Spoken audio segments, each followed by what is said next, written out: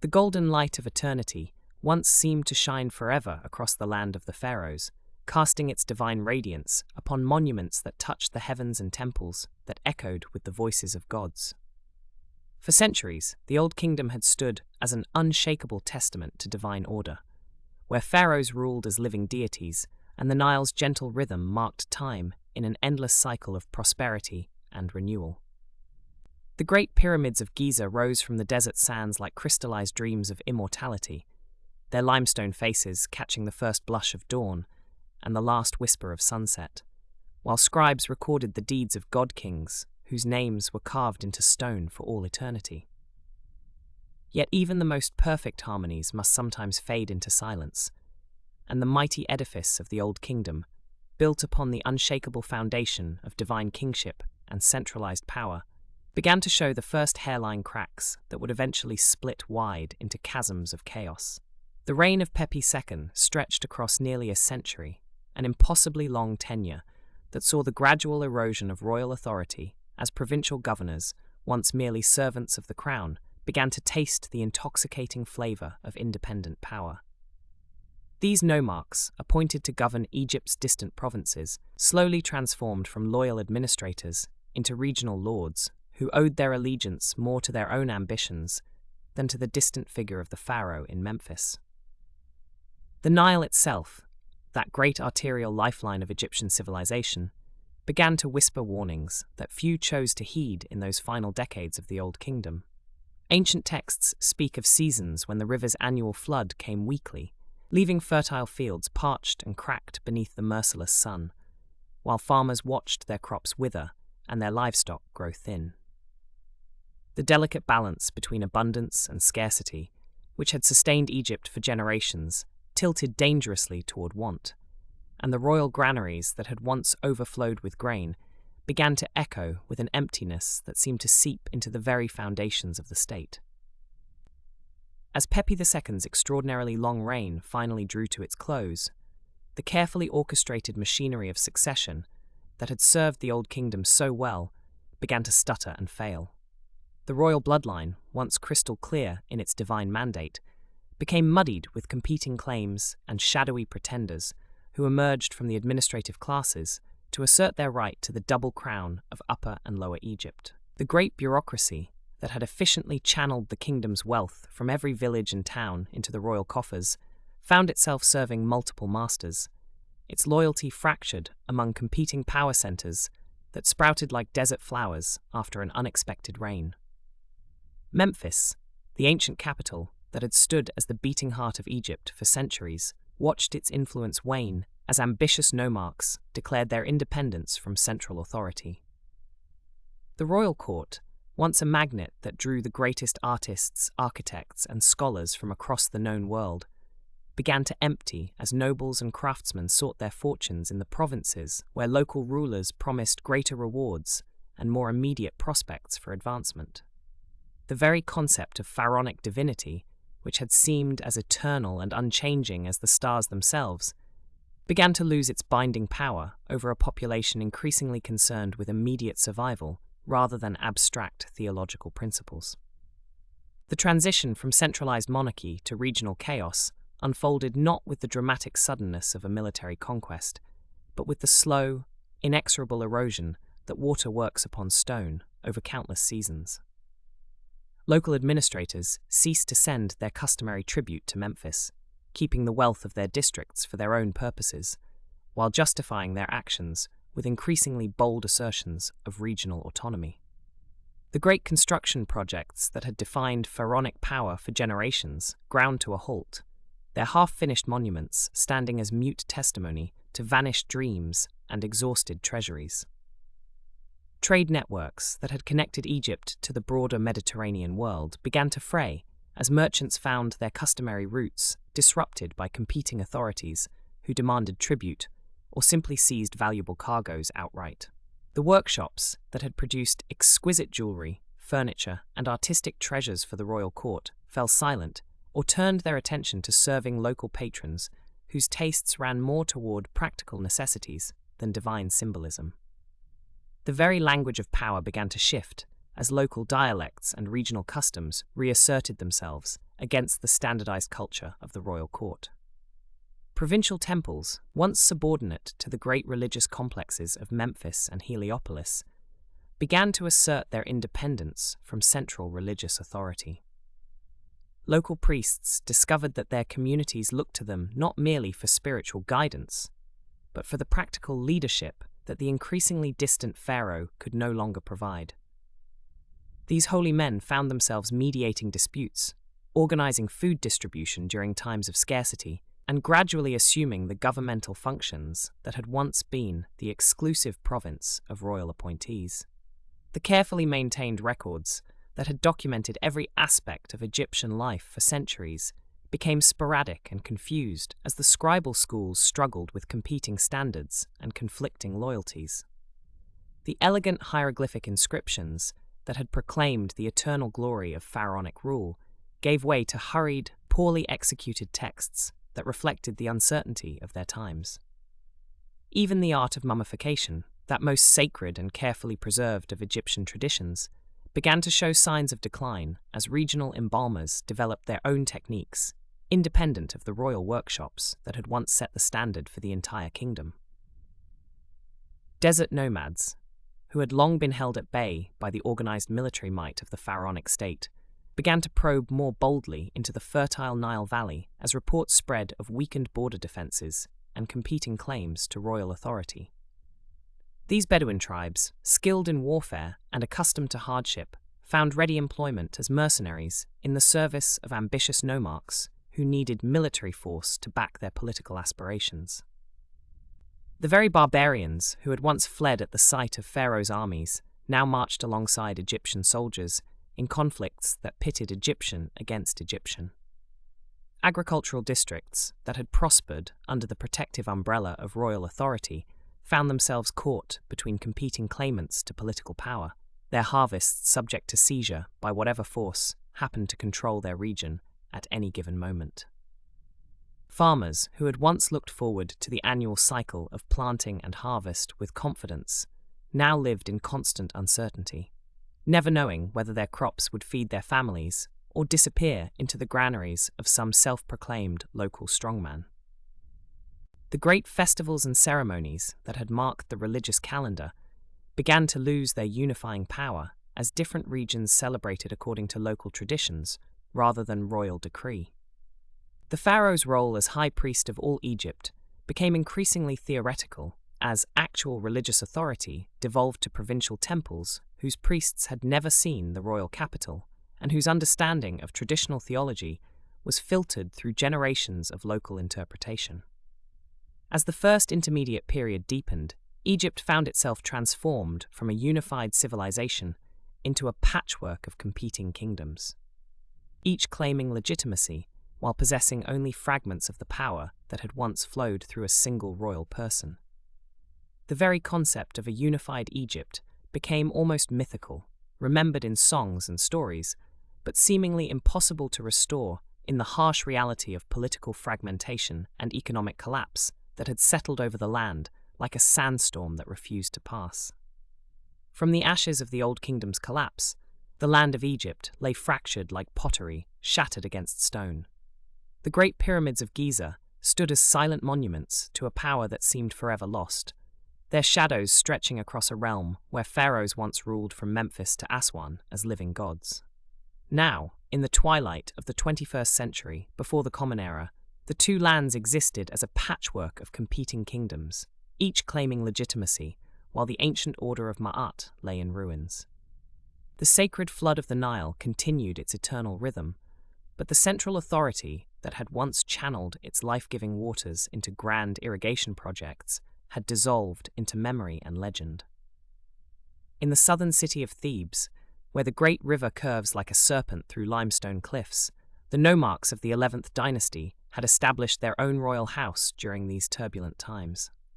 The city itself seemed to pulse with an ancient energy, its mud-brick houses climbing the hillsides like steps toward the divine realm, while across the water, the necropolis waited in eternal silence. Here, in this provincial capital that had long existed in the shadow of Memphis, a lineage of rulers began to dream of something greater than mere survival in a fragmented world.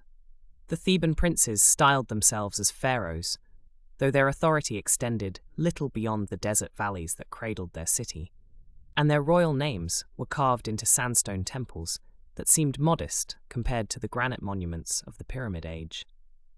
Among these southern rulers, one name would echo through the corridors of history, like thunder rolling across the desert at dawn. Mentuhotep II ascended to the Theban throne around 2055 BCE, inheriting a kingdom that encompassed perhaps 200 miles of the Nile Valley, a fraction of what the great pharaohs of old had commanded. His royal name meant, "Montu is satisfied," invoking the falcon-headed god of war, whose fierce protection had long watched over Theban lands. The young king possessed something that had been absent from Egyptian leadership for generations, a vision that stretched beyond the immediate concerns of local politics and seasonal floods, reaching toward the restoration of the unified crown that had once made Egypt the wonder of the ancient world. The early years of Mentuhotep's reign unfolded like the slow unfurling of papyrus, revealing layer upon layer of careful planning and patient accumulation of power. Unlike the aggressive northern dynasties that had risen and fallen with the violence of desert storms, the Theban approach reflected the methodical nature of their southern heritage. Mentuhotep understood that true reunification could not be achieved through conquest alone, but required the restoration of Egypt's spiritual and administrative foundations. He began by strengthening the religious institutions of his own kingdom, rebuilding temples that had fallen into disrepair, and reinstating the proper rituals that connected earthly rule to divine mandate. The priests of Amun, the hidden god whose cult centered at Karnak, began to see their influence grow under royal patronage, their hymns rising like incense toward the star-scattered sky. Military preparation proceeded with equal care and deliberation.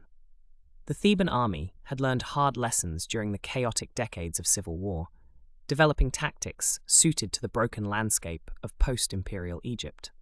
Unlike the massive conscript forces that had built the pyramids, Mentuhotep's military consisted of professional soldiers drawn from Nubian mercenaries and loyal Theban nobles, men who fought not from obligation, but from genuine devotion to their king's cause.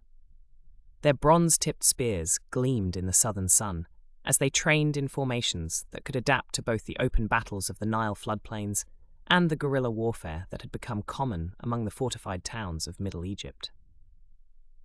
The desert itself became their training ground, teaching them to move like shadows across the sand and strike with the sudden fury of sandstorms. The northward expansion began incrementally, like the slow advance of the Nile's annual flood. Town after town along the river submitted to Theban authority, not always through force, but often through the careful diplomacy that Mentuhotep had learned from his predecessors.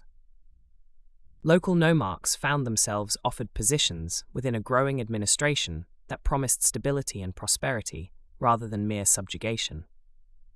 The king's officials arrived in conquered territories bearing gifts as well as weapons, grain from Theban storehouses, skilled craftsmen to rebuild damaged monuments, and priests to restore the proper observance of religious festivals that had been neglected during the years of chaos.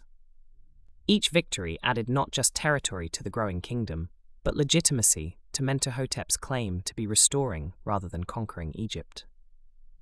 The great challenge lay in the north, where the rival dynasties of Heracleopolis had established their own claim to pharaonic authority. These northern kings controlled Memphis, the ancient capital, and with it the symbolic weight of 3,000 years of pharaonic tradition. Their armies were battle-hardened from decades of conflict, their treasuries filled with the wealth of the delta's fertile fields, and their legitimacy seemingly confirmed by their control of the traditional seat of power.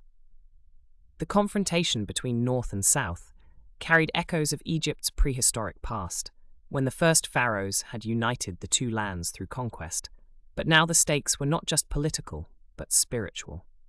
The restoration of Ma'at, the cosmic order that had been shattered during the dark years of the First Intermediate Period.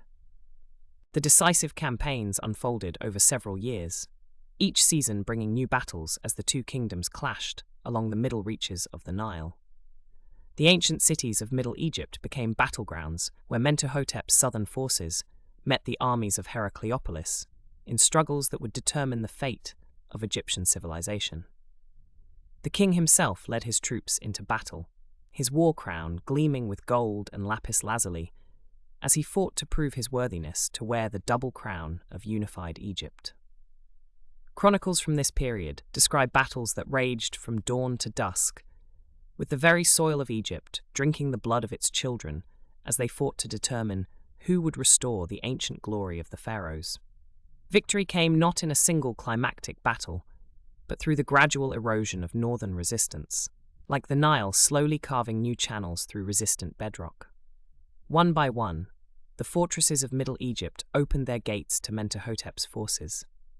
The great city of Memphis itself, that ancient jewel of pharaonic power, finally acknowledged the southern king's authority.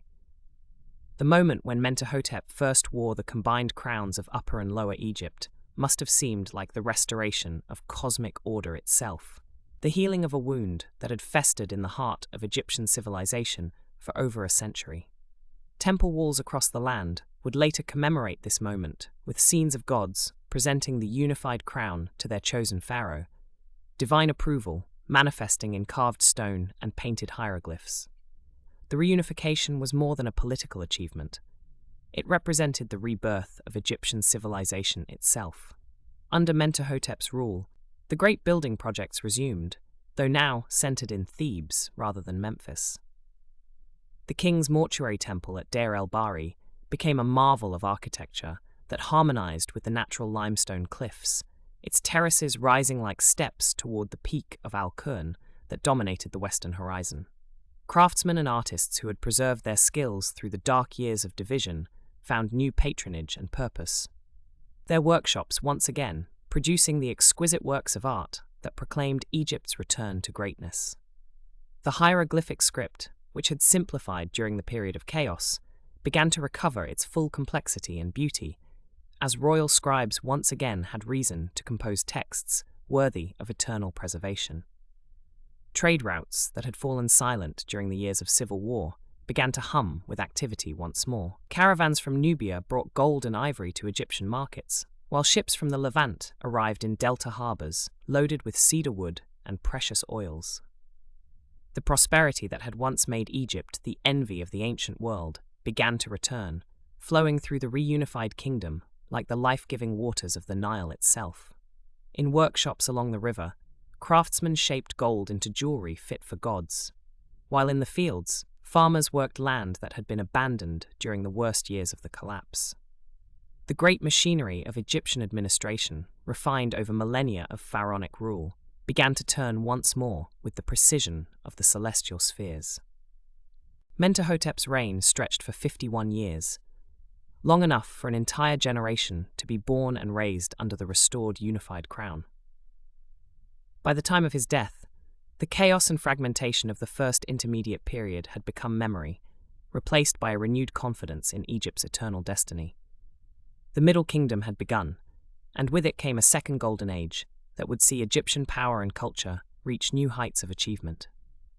The king's mummy, when discovered in modern times, would reveal a man who had lived well into his 60s, his body bearing the scars of battles fought for the restoration of Egyptian greatness, his serene features suggesting the satisfaction of a ruler who had accomplished what many thought impossible, the resurrection of a civilization from its own ashes. The reunification under Mentuhotep II marked not merely a political restoration, but the dawn of a cultural renaissance that would define Egyptian civilization for centuries to come. As the dust of civil war settled across the Nile Valley, a new creative spirit began to stir in the workshops of Thebes, spreading northward like the annual flood that brought life to the desert margins. The Middle Kingdom would witness an extraordinary flowering of artistic expression, architectural innovation, and cultural sophistication that built upon the foundations of the Old Kingdom, while forging entirely new paths of human achievement. In the royal workshops and temple complexes, master craftsmen began experimenting with forms and techniques that had lain dormant during the chaotic First Intermediate period. stone carvers rediscovered the sublime art of relief sculpture, their chisels dancing across limestone and sandstone surfaces with renewed confidence and purpose.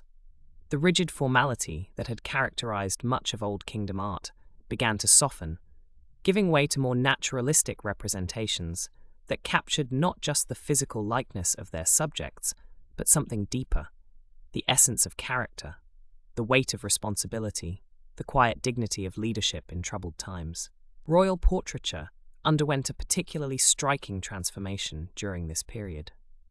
Where the pharaohs of the Old Kingdom had been depicted as eternally youthful god-kings, remote and perfect in their divine authority, the rulers of the Middle Kingdom chose to present themselves with startling humanity. The weathered features of Senusret III, carved with meticulous attention to the lines around his eyes and the furrows across his brow, spoke of a king who had known the burdens of rule, who had wrestled with the complexities of governing a vast and diverse realm. These portraits, carved in the hardest granite and the finest limestone, revealed a new understanding of kingship, one that embraced both divine authority and human vulnerability. The architectural achievements of the Middle Kingdom represented an equally dramatic departure from earlier traditions. While the pyramid remained the ultimate symbol of royal power, Middle Kingdom builders approached these monuments with fresh creativity and engineering sophistication. The pyramid complexes at Lisht, where Amenemhat I and his successor Senusret I were laid to rest, demonstrated a masterful integration of religious symbolism and practical construction techniques. These structures, though smaller than the Great Pyramid of Giza, possessed an elegance and refinement that spoke to the mature artistic sensibilities of their creators. Perhaps nowhere was this architectural innovation more evident than in the mortuary temple of Mentuhotep II at Deir el-Bahari on the west bank of Thebes.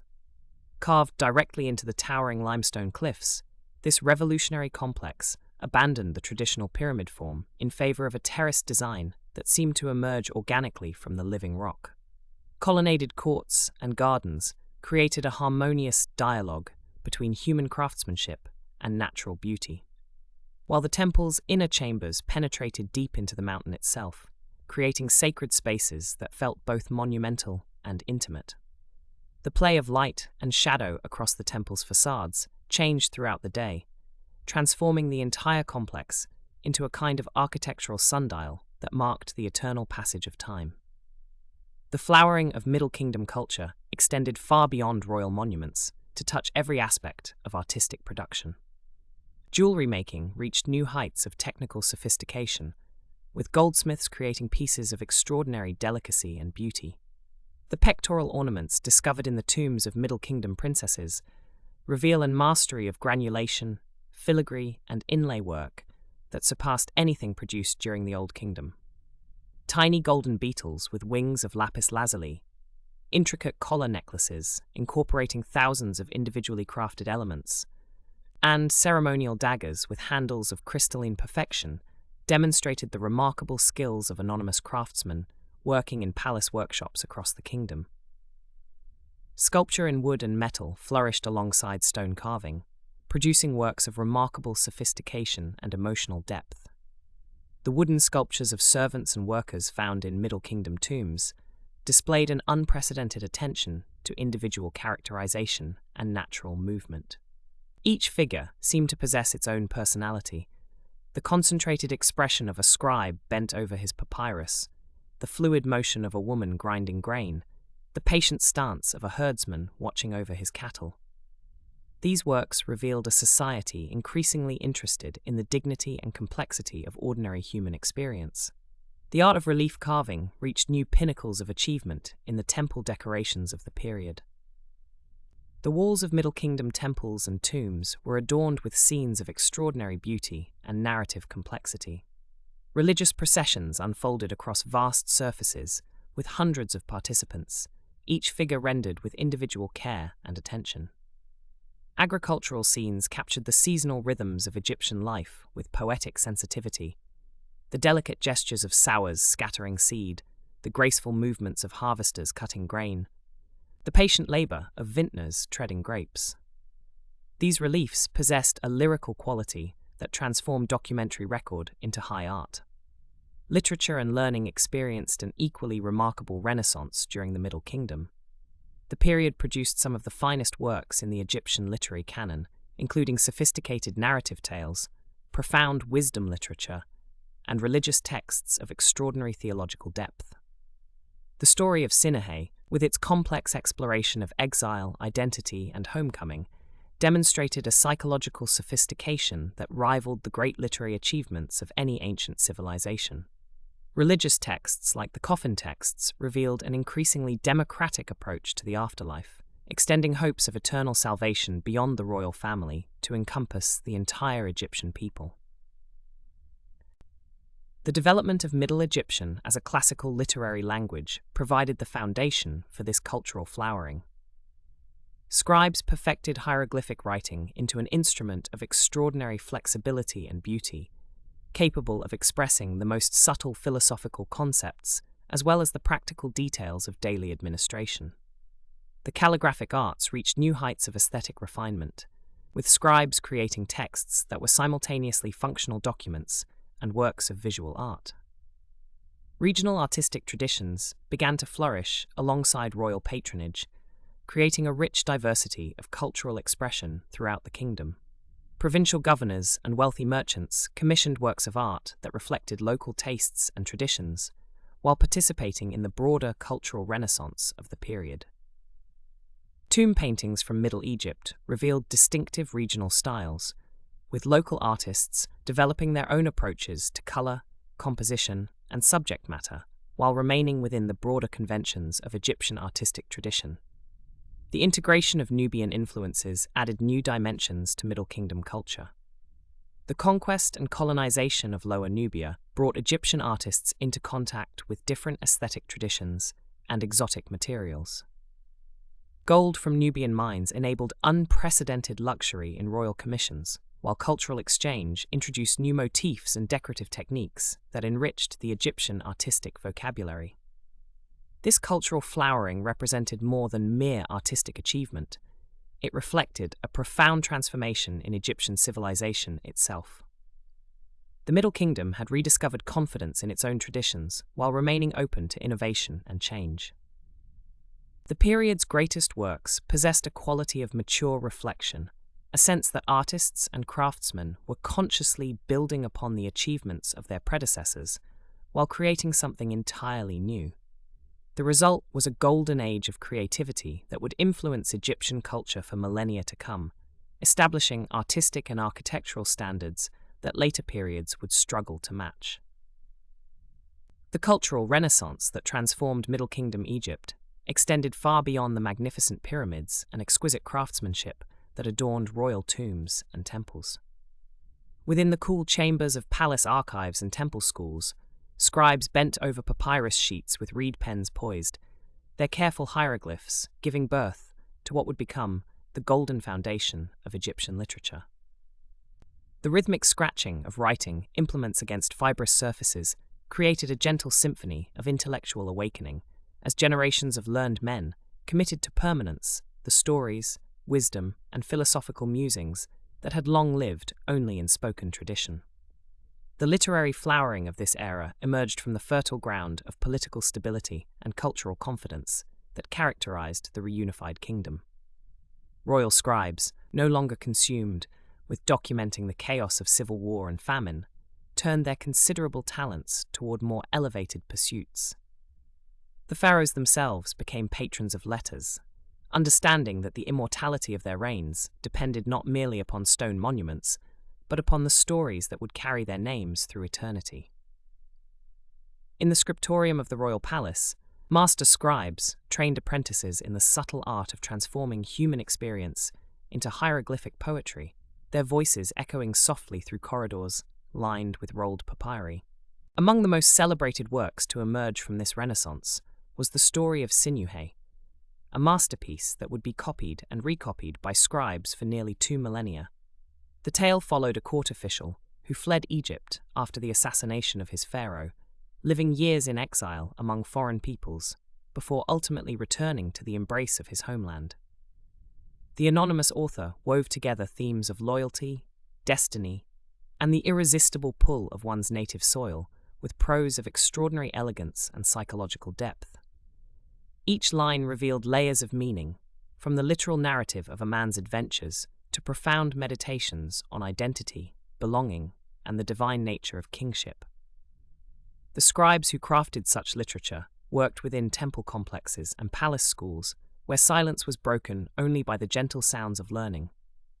Sunlight filtered through high windows, illuminating motes of papyrus dust that danced in the air as students practiced their hieroglyphs on limestone ostraca. The master scribes possessed not only technical skill in writing, but deep knowledge of theology, astronomy, mathematics, and history. Their literary works reflected this comprehensive education, weaving together sophisticated wordplay, religious symbolism, and philosophical insight with narrative techniques that demonstrated remarkable psychological sophistication.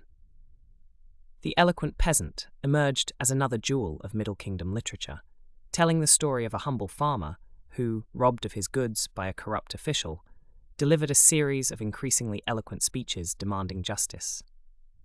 The tale served multiple purposes simultaneously, entertaining readers with its clever reversals of fortune while instructing them in the art of rhetoric, and reinforcing the pharaoh's role as ultimate guarantor of justice for all subjects. The peasants' speeches, composed in elaborate metaphorical language that compared justice to the flooding Nile and wisdom to carefully tended gardens, demonstrated the literary sophistication that had developed within Egyptian culture. Religious literature also reached new heights during this period, as temple scribes composed hymns and prayers that combined theological profundity with poetic beauty. The Hymn to the Nile celebrated the annual flood that brought life to Egypt, describing the great river as a divine force whose beneficent waters transformed the desert into a paradise of green abundance.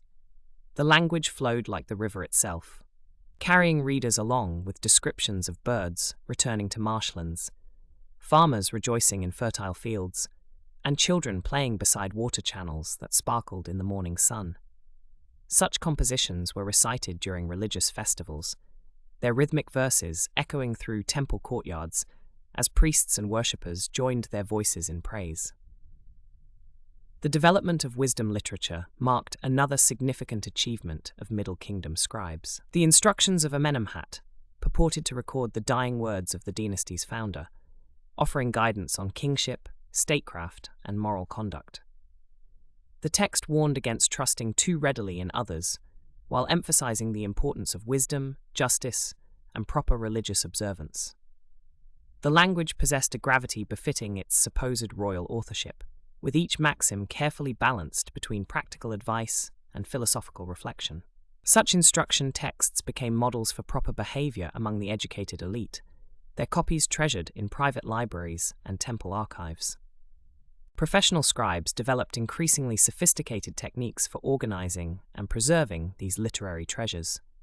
Papyrus rolls were carefully prepared from strips of the marsh plant, beaten smooth and sized with natural adhesives to create writing surfaces of exceptional quality. The finest manuscripts featured elaborate illustrations painted in bright mineral pigments, their margins decorated with geometric patterns and religious symbols.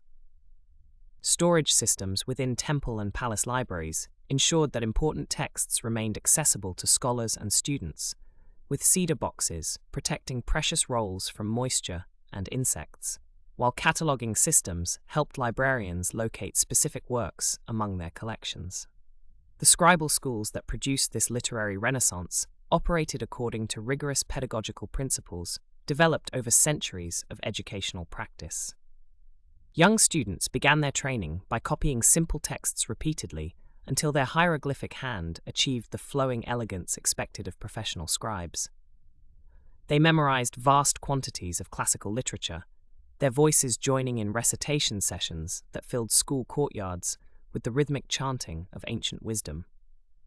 Advanced students learned to compose original works, practicing the intricate art of hieroglyphic wordplay, while mastering the complex religious and cultural symbolism that gave Egyptian literature its distinctive character.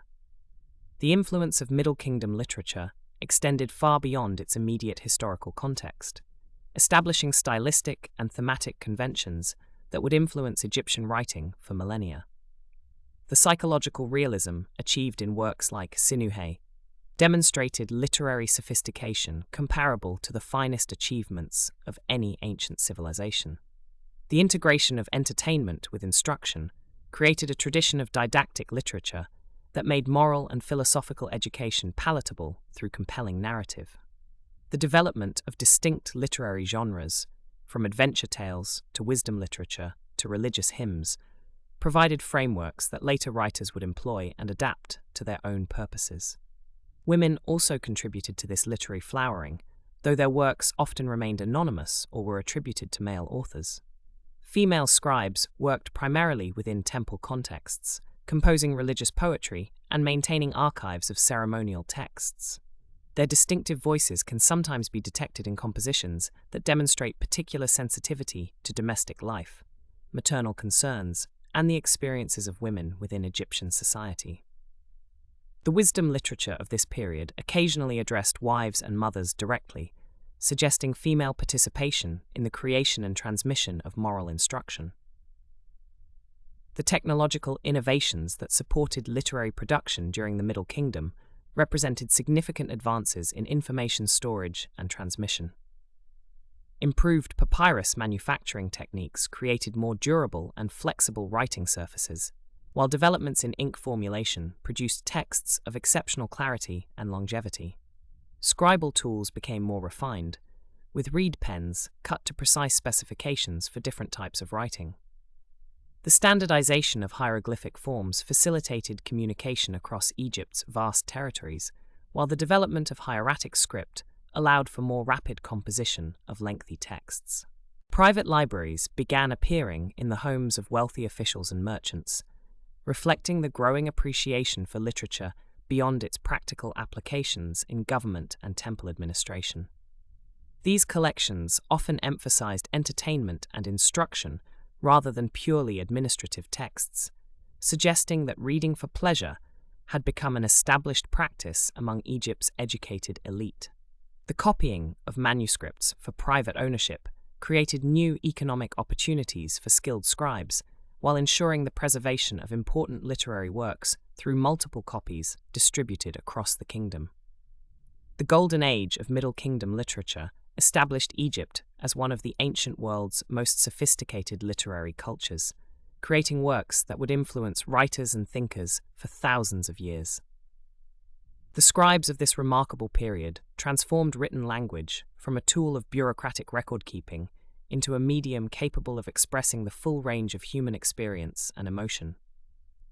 Their legacy endured in the countless manuscripts that filled temple libraries, palace archives, and private collections throughout the ancient world, carrying forward the wisdom, beauty, and cultural achievements of a civilization that had learned to capture eternity in words upon papyrus.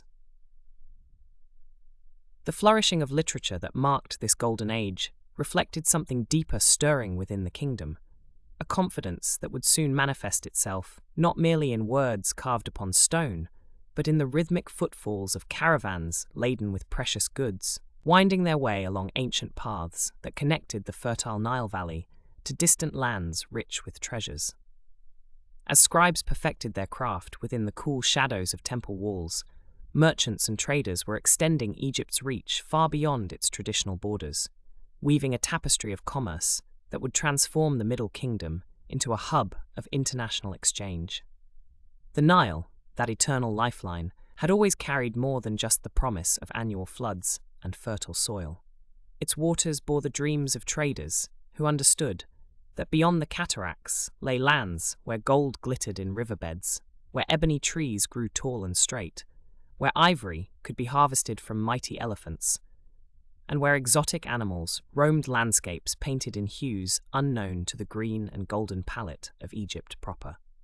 The pharaohs of the Middle Kingdom, secure in their reunified realm, turned their gaze southward with a mixture of divine ambition and practical necessity, recognizing that true prosperity required more than the abundance of their own fields. Nubia, that land of golden horizons stretching beyond the granite barriers of the First Cataract, had long tantalized Egyptian imagination. Here was a realm where the Nile's character transformed, where its banks held different secrets, and where peoples dwelling in settlements, both modest and grand, possessed resources that could enhance Egypt's already considerable wealth. The relationship between Egypt and Nubia during the Middle Kingdom was not one of simple conquest, but rather a complex dance of diplomacy, trade, cultural exchange, and occasional military assertion that reflected the sophisticated understanding Egyptian rulers had developed regarding the management of international relations. The great expeditions that ventured into Nubian territory moved like slow-flowing rivers themselves, their progress measured not in the swift strikes of military campaigns, but in the patient accumulation of relationships, trade agreements, and strategic partnerships. Egyptian merchants, accompanied by soldiers whose presence served more to protect than to threaten, established trading posts at key locations along the Nile's southern reaches. These outposts, constructed with the same attention to permanence that characterized Egyptian architecture everywhere, became beacons of Egyptian influence, places where local Nubian leaders could encounter the full spectrum of Egyptian craftsmanship, from finely woven linens to intricate jewelry, from perfectly balanced weapons to vessels of stunning ceramic beauty. Gold was the prize that drew Egyptian attention most magnetically toward Nubian lands. In the riverbeds and rocky outcroppings of this southern realm, the precious metal could be found in quantities that made Egyptian hearts sing with the same joy their ancestors had felt when witnessing the Nile's life-giving floods. Egyptian mining expeditions, organized with the methodical precision that characterized all their great undertakings, established operations that would endure for generations.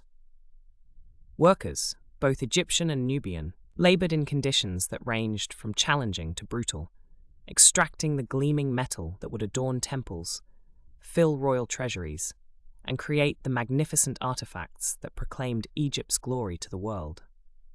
The trade routes that developed during this period resembled great arteries through which the lifeblood of commerce flowed with increasing vigor. Caravans departing from Aswan, that gateway city where Egypt proper met the wider world, carried manufactured goods southward, pottery vessels containing oils and wines, weapons forged in Egyptian workshops, textiles woven with patterns that spoke of the Nile's eternal rhythms, and ornaments crafted by artisans whose skills had been refined across generations of practice. These same caravans returned laden with treasures that would enrich Egyptian culture in ways both tangible and subtle. Gold dust measured in leather pouches, ivory tusks that would be transformed into furniture fit for pharaohs, ebony wood so dense and dark it seemed to absorb light itself, and live animals whose exotic beauty would grace Egyptian menageries. The fortress of Buhen, constructed during this period at the Second Cataract, stood as perhaps the most magnificent symbol of Egypt's expanding influence. This was no crude military installation, but rather a masterpiece of defensive architecture that combined practical military considerations with the aesthetic sensibilities that marked all Egyptian construction. Its massive walls, built from precisely cut stone blocks, rose from the rocky landscape like a manifestation of Egyptian determination made solid. Within these walls, Egyptian administrators conducted the complex business of managing trade relationships, settling disputes, collecting taxes, and maintaining the delicate balance between Egyptian interests and local autonomy that characterized the most successful aspects of Middle Kingdom expansion. The cultural exchange that accompanied this commercial expansion flowed in both directions, creating currents of influence that enriched both Egyptian and Nubian civilizations. Egyptian artistic motifs began appearing in Nubian crafts, while Nubian styles and techniques gradually influenced Egyptian artisans working with materials and concepts previously unknown in their homeland. Religious practices, too, began to show this cross-cultural pollination, as Egyptian deities found worship among Nubian populations, while certain Nubian religious concepts added new dimensions to Egyptian spiritual understanding. The administrative systems that Egypt developed to manage these expanding trade networks demonstrated the same sophisticated thinking that had enabled the reunification of the kingdom itself. Rather than imposing purely Egyptian governance upon Nubian territories, Middle Kingdom administrators often worked through existing local power structures, creating partnerships that served Egyptian interests while respecting Nubian traditions and authorities. This approach, born of practical wisdom rather than idealistic sentiment, proved remarkably effective in maintaining stable relationships over extended periods. The wealth that flowed into Egypt through these southern trade networks funded not only royal luxury, but also the great construction projects that marked the Middle Kingdom's architectural achievements. Gold from Nubian mines helped finance the restoration of temples damaged during the chaotic First Intermediate period, while exotic materials imported from the south provided artisans with new media for their creative expressions. The famous jewelry of Princess Sitha-Thorionet, discovered centuries later in her tomb, included gold and precious stones that bore witness to the extensive trade networks that had made such magnificence possible. The ripple effects of this expanding commerce reached into every level of Egyptian society. Farmers found new markets for their grain, as trading expeditions required provisions for their long journeys. Craftsmen discovered their skills in increasing demand as foreign markets opened for Egyptian manufactured goods. Even humble fishermen along the Nile found themselves contributing to the great enterprise of trade, as their catches helped feed the growing populations of trading centers and administrative outposts that sprouted along the expanding commercial routes. The pharaohs themselves took direct interest in these trading enterprises, understanding that their divine authority was enhanced by the tangible prosperity that successful commerce brought to their realm. Royal inscriptions from this period speak not only of military victories and architectural achievements, but also of successful trading expeditions that returned with treasures that enriched both royal coffers and the lives of common people.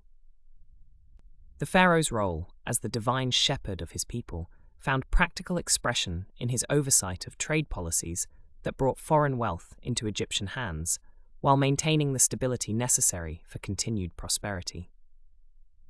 As evening shadows lengthened across the Nile, and the last trading vessels of the day secured their moorings at docks, bustling with the day's accumulated wealth, the transformation of Egypt into a regional commercial power continued its steady progress.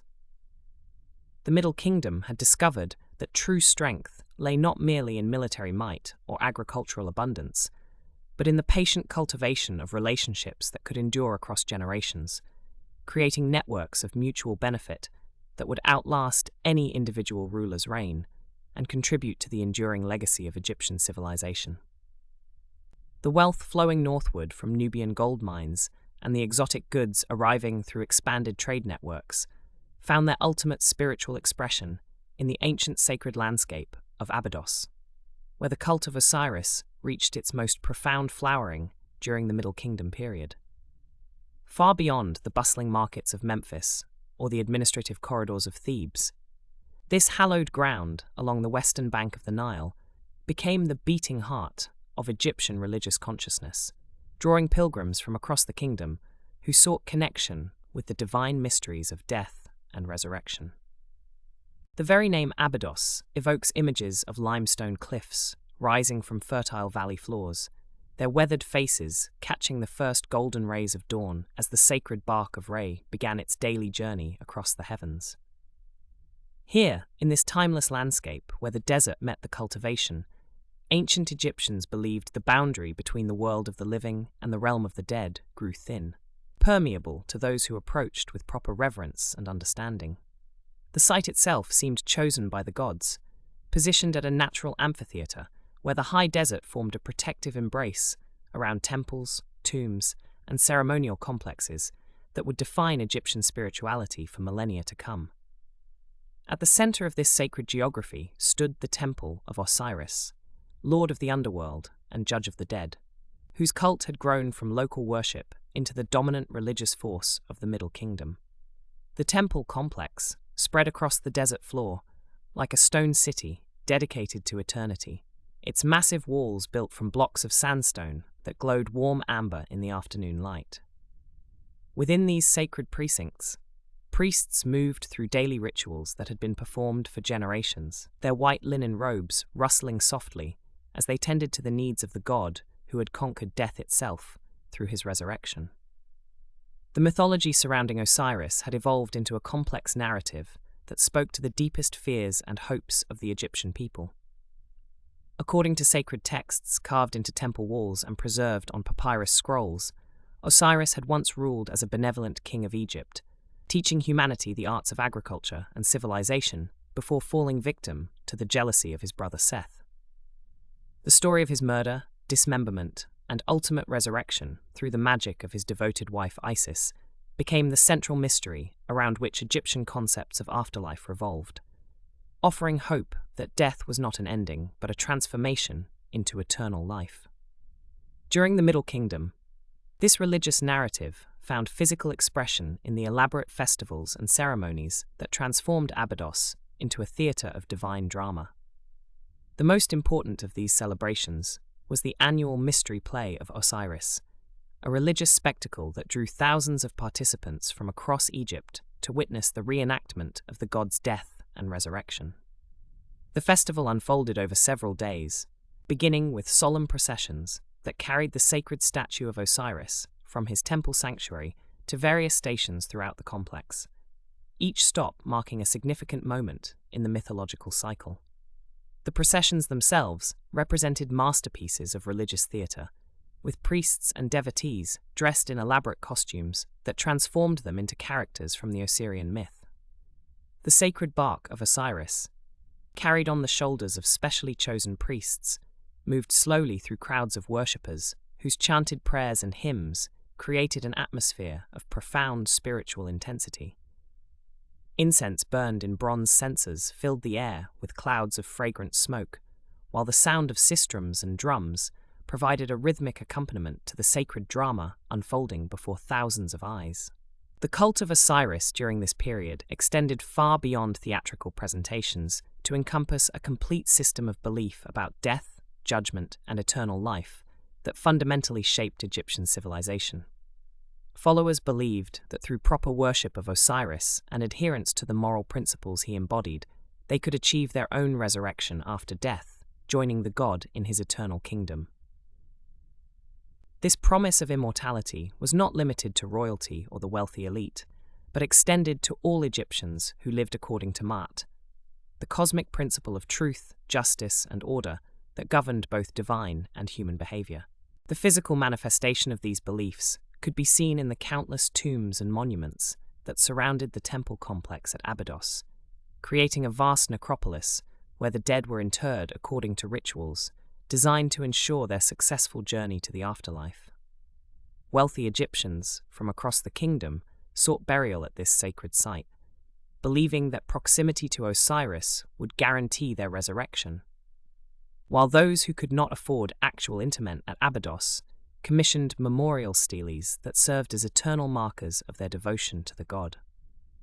The democratization of afterlife beliefs during the Middle Kingdom represented a profound shift from earlier periods when eternal life was considered the exclusive privilege of pharaohs and their immediate circles.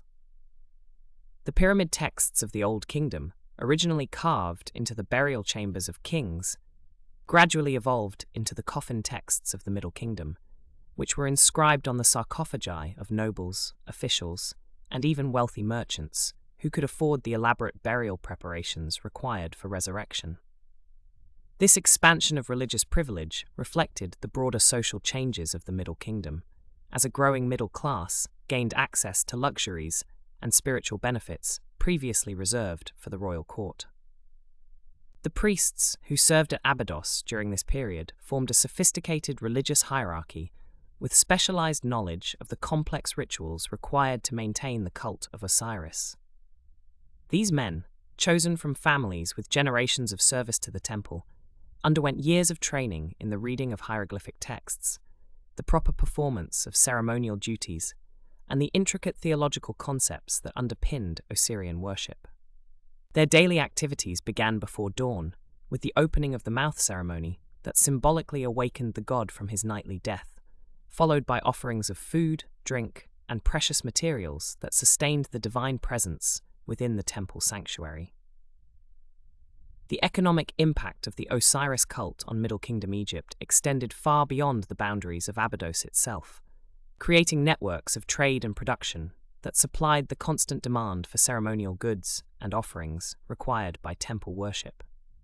Workshops throughout the kingdom specialized in producing the amulets, statues, papyrus scrolls, and luxury items that pilgrims brought as offerings to the god, while artists and craftsmen developed distinctive styles of religious art that combined traditional Egyptian motifs with new symbolic elements related to Assyrian mythology. The sacred landscape of Abydos also served as inspiration for architectural innovations that would influence Egyptian temple design for centuries to come. The complex featured underground chambers and mysterious passages that symbolically represented the underworld realm of Osiris, while above-ground structures incorporated astronomical alignments that connected the temple with the eternal cycles of stars and planets. The famous Osirian, a remarkable underground monument built during the reign of Seti I, but incorporating much older architectural concepts, demonstrated the continuing evolution of sacred space designed to facilitate communication between the living and the dead. As the Middle Kingdom progressed, the influence of Abydos and the Osiris cult spread throughout Egyptian society, creating a unified religious culture that transcended regional boundaries and social divisions. The promise of resurrection, offered by Osirian belief, provided comfort and hope to people facing the uncertainties of life along the Nile, while the moral teachings associated with the cult encouraged behavior that strengthened social cohesion and political stability. The sacred landscape of Abydos thus became more than a religious center, but a symbol of Egyptian identity itself, embodying the civilization's deepest values about life, death, and the eternal journey of the soul through time and eternity. The sacred mysteries of Abydos cast their eternal shadow across the length of the Nile, but beyond the temple walls and sacred precincts, another rhythm pulsed through the land of Egypt, like the steady heartbeat of the great river itself. Along the fertile banks that stretched from the first cataract to the Mediterranean delta, millions of souls lived out their daily existence in patterns as ancient and reliable as the annual flood, their lives intertwined with the sacred waters that gave meaning to all things. Dawn arrived each morning with the soft whisper of papyrus reeds stirring in the gentle breeze, as the first pale light of Ra's bark began its eternal journey across the star-scattered sky. In the humble mud brick houses that lined the irrigation canals, families stirred from their sleeping mats as the air still held the cool embrace of night. The women of the household moved with practiced grace through their morning rituals, grinding grain on stone querns worn smooth by generations of use, the rhythmic sound joining the symphony of awakening birds that nested in the date palms overhead. The scent of baking bread began to drift from clay ovens, mingling with the green sweetness of the river and the earthy richness of the black soil that the Egyptians called the gift of their beloved Hapi, god of the flood. Children emerged from doorways like flowers opening to the sun, their laughter carrying across the fields where the barley and emmer wheat stood tall and golden, ready for the harvest. The boys helped their fathers prepare the farming tools, running their small hands along wooden plowshares and checking the leather harnesses that would soon guide the patient oxen through another day of labor. The girls learned the ancient arts from their mothers and grandmothers, their nimble fingers working looms, where linen threads transformed into cloth as fine as morning mist, each strand carrying forward the accumulated wisdom of countless generations of Egyptian women. The great river itself served as the kingdom's eternal highway, its surface dotted with vessels of every description as the sun climbed higher into the cloudless sky.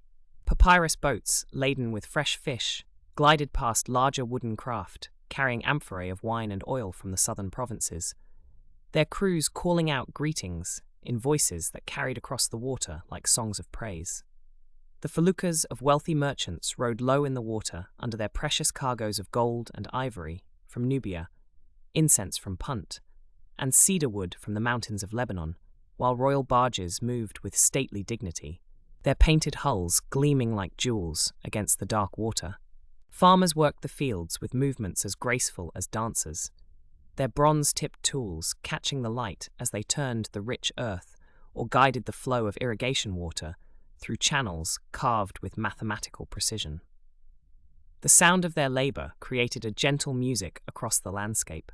The soft splash of water, the whisper of grain being cut, the lowing of cattle as they were led to fresh pasture along the river's edge. Women balanced water jars on their heads with effortless poise, their white linen garments flowing around them like water itself as they walked the paths worn smooth by countless feet over countless seasons. In the workshops of the towns and villages, craftsmen pursued their ancient trades with the dedication of devotees at prayer. Potters shaped clay vessels on wheels that spun with hypnotic regularity, their hands coaxing elegant forms from the Nile's mud, as if breathing life into the very earth itself.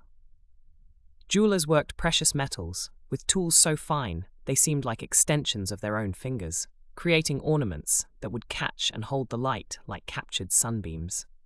Scribes bent over their papyrus scrolls in the cool shadows of porticos, their reed pens moving with practiced ease as they recorded the business of the kingdom. Each hieroglyph a perfect marriage of art and meaning. The rhythm of commerce flowed through the marketplaces like water through the irrigation channels, merchants and customers moving in patterns established by generations of trade and tradition. Vendors called out their wares in voices seasoned by years of practice, offering dates sweet as honey, bread still warm from the ovens, fresh fish silver bright from the river's depths. The air shimmered with the scents of coriander and cumin, frankincense and myrrh, while children darted between the stalls like swallows, their eyes bright with wonder at the treasures spread before them. As the sun reached its zenith, the pace of life along the Nile settled into the drowsy contentment of midday rest. Farmers sought shade beneath the broad leaves of sycamore trees, sharing simple meals of bread and beer, onions and leeks, their conversation flowing as easily as the river current. Women gathered at the washing places, where the banks sloped gently into the water, their voices weaving together in harmonious patterns as they cleaned linens and shared the news of their households. Children splashed in the shallows under the watchful eyes of their elders, their laughter joining the eternal song of the river. The great estates of nobles and wealthy merchants spread along the banks like gardens from the realm of the gods, their whitewashed walls enclosing courtyards filled with flowering trees and lotus pools that reflected the sky like fragments of heaven. Servants moved through these private paradises with quiet efficiency, tending gardens where every plant had been chosen for its beauty or its usefulness, where the geometry of pathways and irrigation channels created patterns as pleasing to the eye as the decorations on a temple wall. The houses themselves rose like small palaces, their rooms cooled by clever arrangements of windows and courtyards that channeled the river breezes through spaces decorated with paintings that brought the beauty of the natural world indoors. Afternoon brought its own particular magic as the sun began its descent toward the western horizon. Fishermen cast their nets in the golden light, their movements graceful and sure as they read the subtle signs that revealed where the fish were running. Herdsmen guided their flocks back from the day pastures, the animals moving in long lines along paths that had been worn into the earth by thousands of years of such journeys. The ferry boats that connected the two banks of the river worked steadily back and forth, their crews chanting work songs that helped them maintain the rhythm of their long sweeps through the water.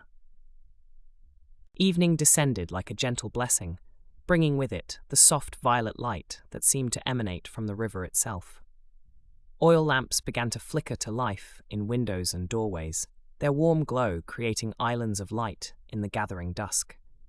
Families gathered for their evening meals, sharing food prepared with ingredients blessed by the fertility of the Black Land, their conversations flowing like water over stones, smooth and comfortable with the weight of shared experience.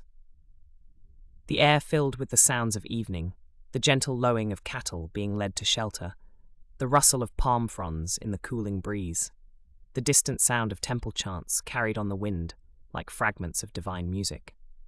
Musicians walked the streets of towns and villages, their lyres and flutes creating melodies that seemed to capture the very essence of life along the Nile.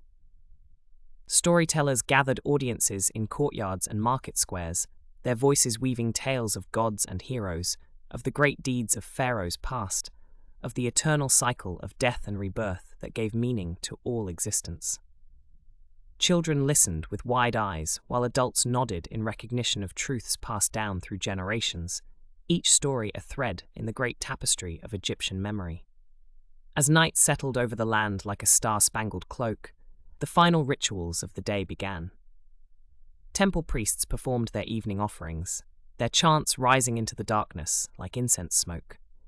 Households made their own small offerings at domestic shrines, honoring the ancestors and the household gods who watched over their daily lives.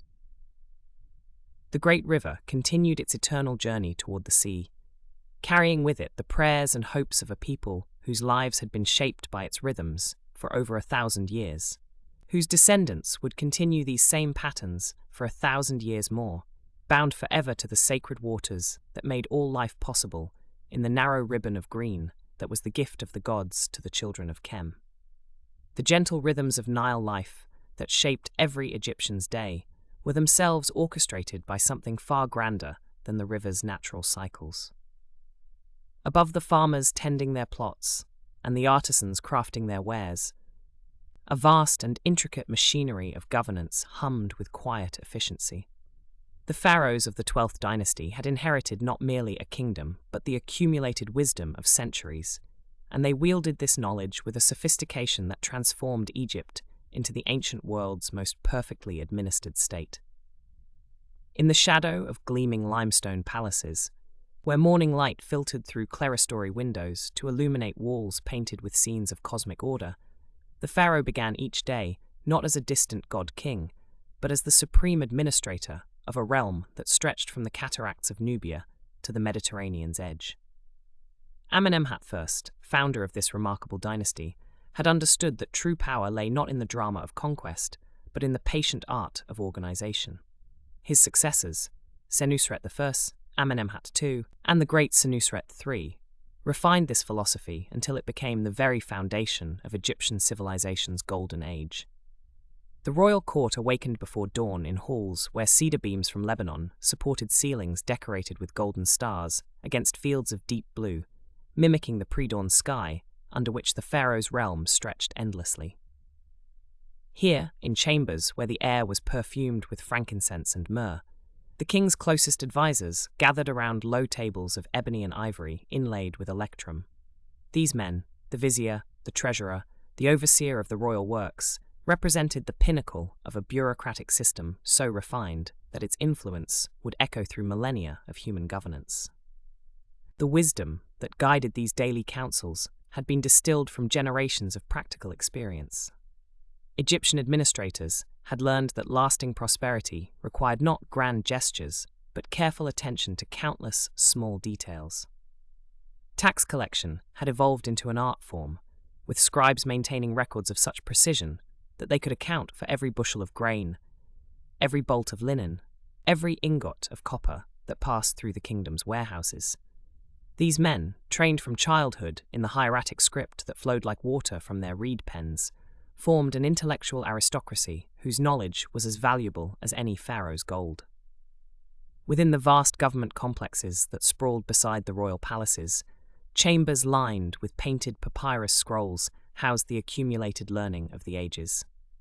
Here, the instructions of Mentuhotep mingled with astronomical calculations, medical treatises shared shelf space with architectural plans, and agricultural manuals lay beside diplomatic correspondence, written in the flowing scripts of distant kingdoms.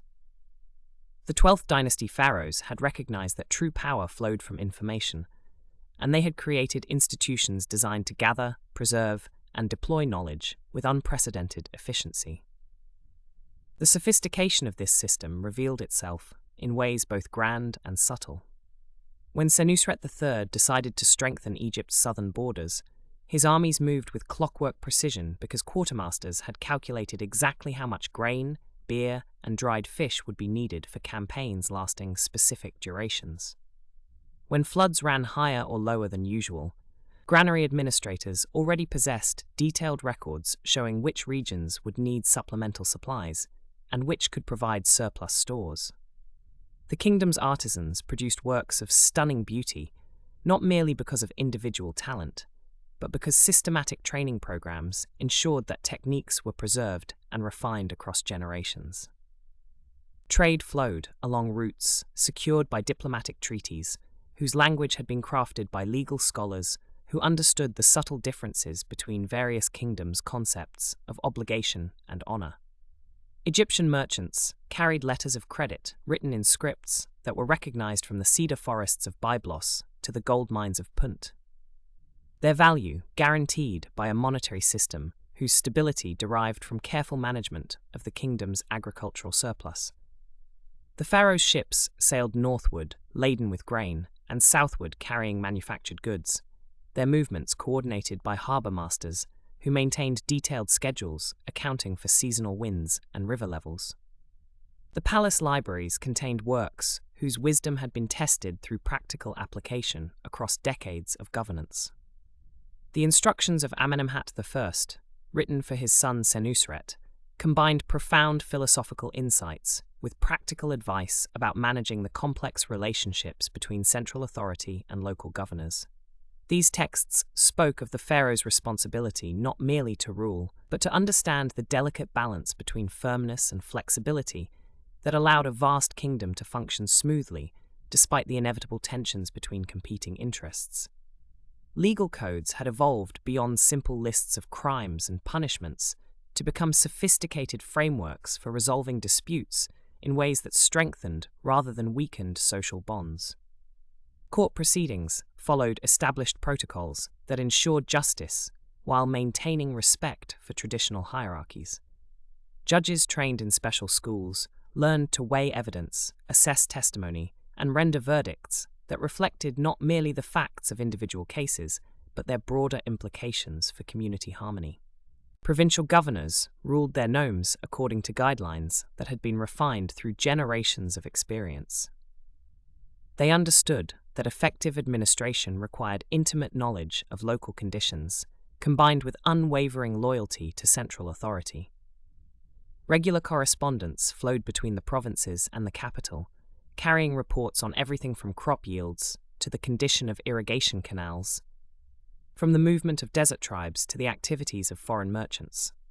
This information was compiled, analyzed, and used to make decisions that affected millions of lives with consequences that rippled across decades.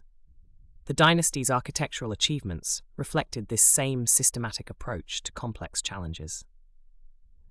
The Great Pyramid of Senusret I at Lisht rose from foundations laid according to mathematical principles that ensured structural integrity across centuries. Its surrounding complex included temples, administrative buildings, and residential quarters arranged according to plans that balanced practical functionality with symbolic meaning. Every element had been calculated not merely for immediate effect, but for long-term sustainability. Religious ceremonies unfolded according to calendars whose precision rivaled those of later civilizations. Priests trained in temple schools understood not only the mythological significance of various rituals, but their practical functions in maintaining social cohesion and royal legitimacy. Festival schedules were coordinated with agricultural cycles, ensuring that celebrations enhanced rather than disrupted the kingdom's economic rhythms. Even the gods, it seemed, served the greater cause of administrative efficiency. The scribal schools that produced this remarkable bureaucratic class had developed pedagogical methods that produced graduates capable of handling responsibilities ranging from village record-keeping to international diplomacy. Students began their training by copying classical texts, gradually absorbing not merely technical skills, but the intellectual framework that made effective governance possible. Advanced students studied mathematics, astronomy, medicine, and law, emerging as versatile administrators capable of adapting to changing circumstances while maintaining continuity with ancient traditions. This wisdom reached its fullest expression in the reign of Senusret III, when Egyptian civilization achieved a balance between central authority and local autonomy that would serve as a model for future dynasties. The pharaoh's power was absolute, yet exercised through institutions that channeled individual ambition toward collective prosperity.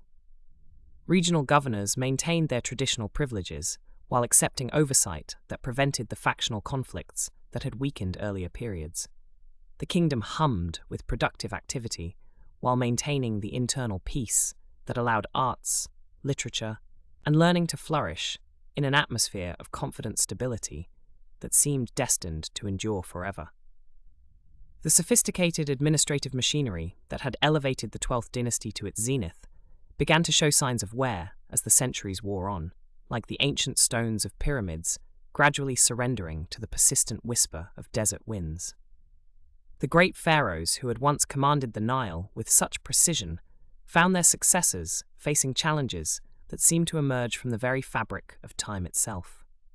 The delicate balance between central authority and provincial power, so carefully maintained by rulers like Mentuhotep III, began to shift as local governors grew increasingly independent, their loyalty measured more in convenience than in devotion. In the royal courts of Memphis and Itchatoi, scribes continued their meticulous record-keeping, but the papyri themselves tell a story of gradual transformation.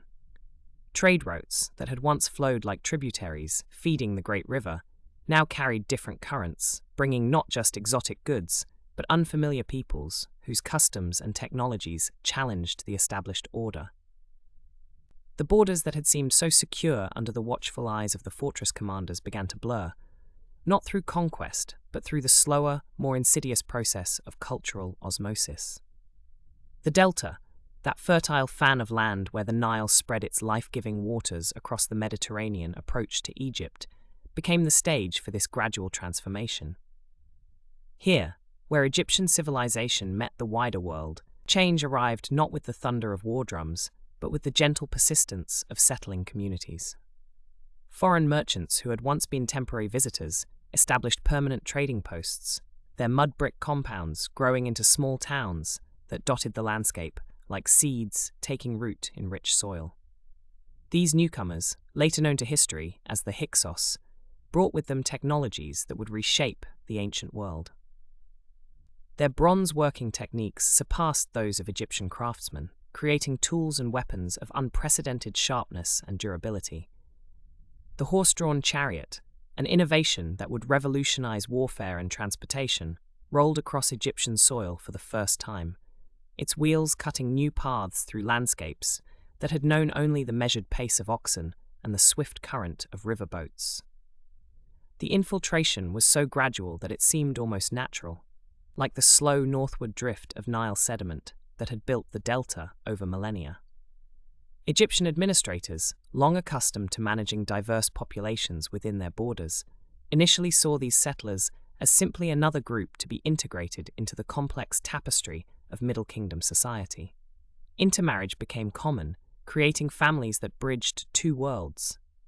Children who spoke Egyptian with foreign accents and practiced traditions that blended pharaonic customs with newer ways. In the workshops of the Delta towns, Egyptian artisans learned new techniques from their foreign neighbors, while Hyksos craftsmen adapted their methods to local materials and tastes. The resulting artifacts tell a story of cultural fusion: bronze weapons decorated with traditional Egyptian motifs, pottery that combined foreign forms with local clay, jewelry that spoke in a visual language understood by both peoples. The very art of war was being transformed, as Egyptian soldiers trained alongside foreign warriors who understood the tactical advantages of mobile warfare and superior metallurgy. The pharaohs of the late Middle Kingdom found themselves governing an increasingly complex realm, one where the old certainties no longer held the same power. Royal decrees that had once been absolute commands now required negotiation and compromise with local authorities who possessed their own sources of strength. The great bureaucratic machine that had once moved with clockwork precision began to develop irregularities, its various components sometimes working at cross purposes as regional interests diverged from central policy. Religious practices, too, began to reflect this changing reality. The foreign settlers brought their own deities, gods of storm and fertility, whose worship gradually found acceptance among Egyptian populations. Temple complexes in the Delta began to incorporate shrines to these new divine powers, their priests learning to conduct rituals that honored both traditional Egyptian gods and the spiritual forces revered by their neighbors. The polytheistic flexibility of Egyptian religion, which had always been able to absorb new deities, proved both a strength and a vulnerability in this time of gradual transformation. Economic changes followed cultural ones, as the established patterns of trade and taxation adapted to new realities. The Hyksos brought with them extensive trading networks that stretched across the eastern Mediterranean and into the heart of Asia, connections that offered Egyptian merchants access to previously unimaginable wealth, but also made Egypt increasingly dependent on foreign goodwill. Copper from Cyprus, cedar from Lebanon, and precious stones from far-off lands flowed through delta ports in unprecedented quantities, but this prosperity came at the cost of traditional self-sufficiency. Agricultural techniques, the very foundation of Egyptian civilization, underwent subtle but significant changes as foreign knowledge merged with local wisdom. New crops appeared in fields that had known only traditional grains, while irrigation methods developed in different climates were adapted to the unique conditions of the Nile Valley. The rhythm of the agricultural year, so central to Egyptian identity, remained unchanged, but the songs sung by workers in the fields now included melodies that had traveled from distant lands. The military implications of this cultural integration became increasingly apparent as time passed. Egyptian armies, once invincible in their desert fortresses and river campaigns, found themselves facing enemies equipped with superior weapons and mounted on swift horses. The traditional Egyptian military structure, based on masses of infantry supported by archers, proved inadequate against the mobile tactics of chariot warfare. Training camps established throughout the Delta became centers of military innovation as Egyptian commanders struggled to adapt their forces to new realities. Administrative records from this period reveal the growing complexity of governing a multicultural kingdom. Provincial governors found themselves managing populations that spoke different languages, followed different customs, and owed allegiance to different traditions. The elegant simplicity of earlier administrative systems gave way to more complex arrangements that required constant negotiation and compromise. Justice itself became more complicated as Egyptian law encountered foreign legal traditions, creating hybrid systems that satisfied no one completely. The decline was so gradual that no single generation fully comprehended its extent. Each pharaoh faced challenges that seemed manageable individually, but collectively represented a fundamental transformation of Egyptian civilization. Royal inscriptions continued to proclaim the eternal power of the pharaohs, but the reality on the ground told a different story, one of accommodation and adaptation rather than domination and control. The great symbols of pharaonic power remained in place, but their meaning was slowly changing as new peoples brought their own understanding to ancient forms. In the northern cities of the Delta, a new elite was emerging, one that combined Egyptian sophistication with foreign innovation. These hybrid rulers understood both worlds, speaking Egyptian in the temples while conducting business in their native tongues, honoring pharaonic traditions while introducing foreign customs.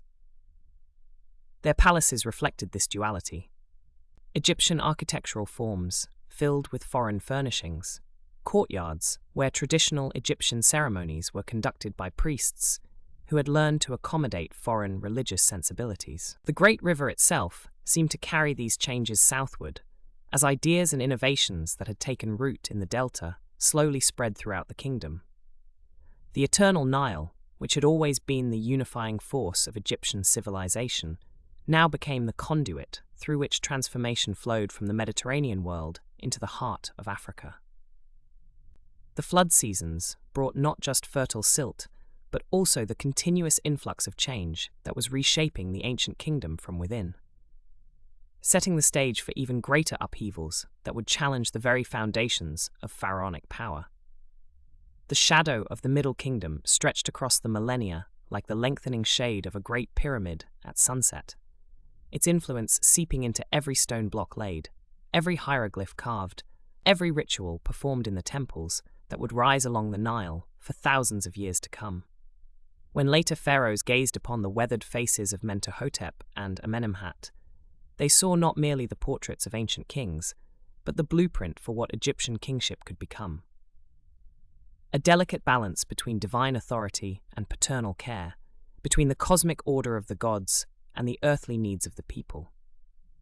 The scribes who came after, their reed pens scratching across fresh papyrus in the houses of life, drew deeply from the literary wells that the Middle Kingdom had dug.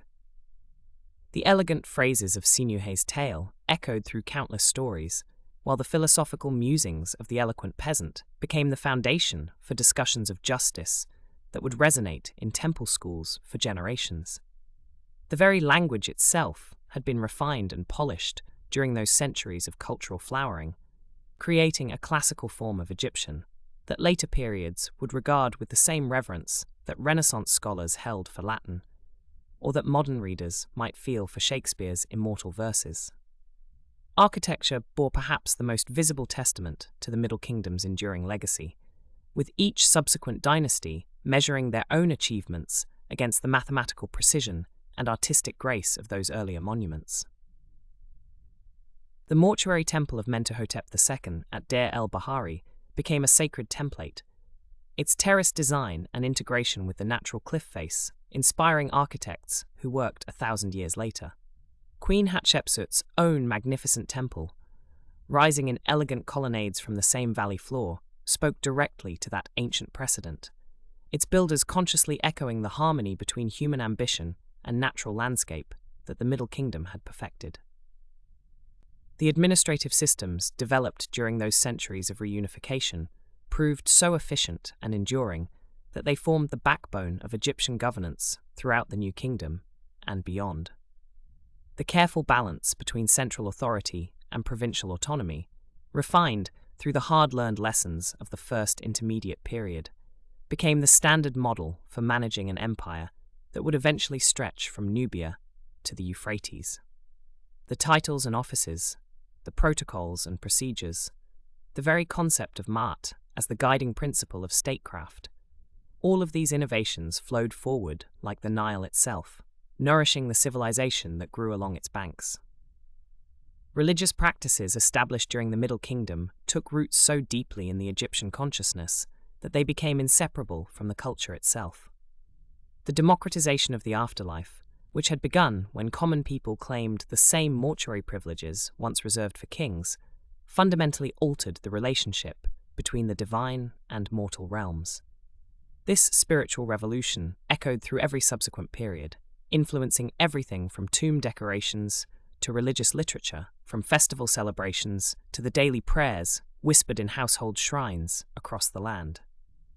The artistic canons developed by Middle Kingdom sculptors and painters established standards of beauty and proportion that would define Egyptian art for millennia. The serene expressions on royal statuary, the idealized human forms in tomb paintings, the subtle interplay of realism and symbolism, these aesthetic principles became so deeply embedded in the artistic tradition that even when foreign rulers conquered Egypt, they adopted these same conventions to legitimize their own authority. The workshops of Memphis and Thebes produced masterpieces that later generations would study and emulate, their techniques passing from master to apprentice in an unbroken chain of artistic knowledge. Literature produced during the Middle Kingdom achieved a sophistication and emotional depth that later periods could admire but rarely match. The stories of that era explored universal themes of loyalty and betrayal, of exile and homecoming, of the relationship between the individual and society, creating a literary foundation that influenced Egyptian storytelling throughout its history. The moral instruction texts, with their practical wisdom and ethical guidance, became essential reading for educated Egyptians, their maxims quoted and requoted by scribes and officials who recognized their timeless relevance. The Middle Kingdom's approach to foreign relations, characterized by diplomatic subtlety rather than military aggression, established precedents that would influence Egyptian policy for centuries. The concept of Egypt as a benevolent hegemon, protecting smaller nations through alliances and trade relationships rather than conquest, created a model of international relations that later pharaohs would invoke, even as they pursued more aggressive expansionist policies. The fortress system established in Nubia, with its careful balance of military control and commercial cooperation, became the template for Egyptian colonial administration throughout the empire. Archaeological evidence reveals how deeply the Middle Kingdom's innovations penetrated into the daily life of ordinary Egyptians, creating cultural patterns that persisted across the centuries. The pottery styles, the jewelry designs, the household goods and personal ornaments developed during this period established fashions that would influence Egyptian material culture for generations. Even the layout of towns and villages, with their careful attention to flood control and agricultural efficiency, reflected planning principles first developed during the Great Reunification. The mathematical and engineering knowledge accumulated during the Middle Kingdom formed the foundation for the monumental building projects of later periods. The techniques for quarrying and transporting massive stone blocks, for calculating angles and proportions, for managing the complex logistics of large-scale construction, all of these skills were refined and codified during those centuries of cultural flowering. When New Kingdom pharaohs undertook their ambitious temple complexes and monumental statues, they drew upon engineering wisdom that had been accumulated by their Middle Kingdom predecessors. As the centuries rolled past like the endless turning of the seasons, the memory of the Middle Kingdom became crystallized in the Egyptian consciousness as a golden age, a time when the kingdom had achieved perfect balance between all the competing forces that shaped civilization. Later pharaohs invoked this period not merely as historical precedent, but as spiritual ideal, a reminder of what Egypt could become when wisdom guided power, when justice tempered authority, when the harmony of Ma'at flowed through every aspect of society, like the life-giving waters of the inundation. The scribes who recorded the king lists, marking the passage of dynasties with their careful chronologies, always paused reverently when they reached those Middle Kingdom names, recognizing in Amenemhat and Senusret not merely successful rulers, but architects of enduring greatness. Their reigns had become legendary, not for the territories conquered or the enemies defeated, but for the civilization they had nurtured, the culture they had refined, the legacy they had bequeathed to all who came after. And so the Middle Kingdom lived on, not as memory alone, but as living tradition, its innovations flowing through Egyptian civilization like underground streams that surface in unexpected places, nourishing the culture with their ancient wisdom. In every carefully carved hieroglyph, in every precisely aligned temple wall, in every story told to children in the evening shadows, something of that golden age endured, whispering across the centuries of what had been achieved when Egypt found its truest expression of greatness. The desert wind carries those whispers still, across the silent monuments and empty cities, across the eternal river that continues its ancient journey toward the sea.